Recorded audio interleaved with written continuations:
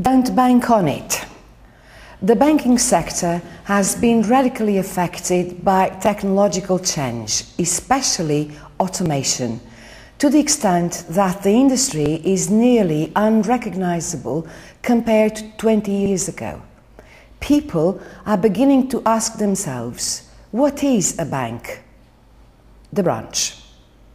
Customers are now far more likely to transact business using a cash point machine than facing a teller across the counter. Speed, efficiency and convenience seem to be the key factors in retail banking these days. As competition between banks increases, the ability to provide new and more flexible products and services distinguishes winners from losers in the market. Banking by telephone is set to become the norm for most personal clients within the next decade. The customer need never enter his or her local branch.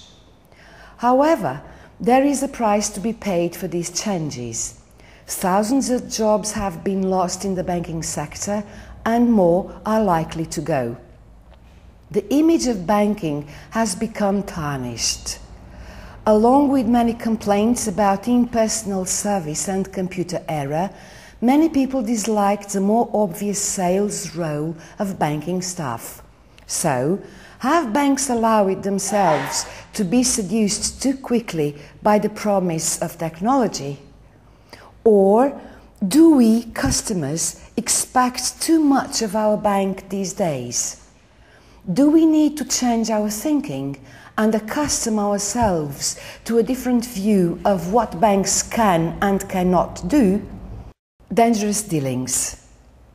In other, more glamorous areas of the banking industry, new markets and products have hit the headlines, raising important questions about supervision.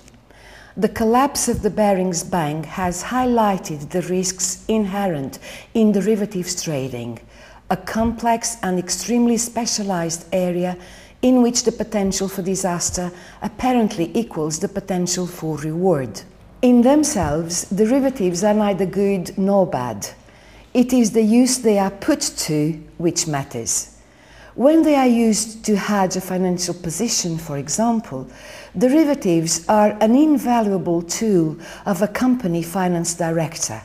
Nevertheless, unregulated trading by bright young men in dealing rooms and the lack of understanding of these instruments by senior managers within a bank increase the danger of future collapse. The Barings episode has focused the attention of senior bankers on what goes on in their dealing rooms and has prompted regulatory authorities to look more closely at how this lucrative but volatile industry should be policed. Globalization. Another issue in banking is the question of globalization. It is not so many years ago that the term global player was on the lips of bankers in many countries across Europe, a proud boast in the faces of less adventurous provincial rivals. European banks made expensive purchases in the United States and elsewhere, some more successful than others.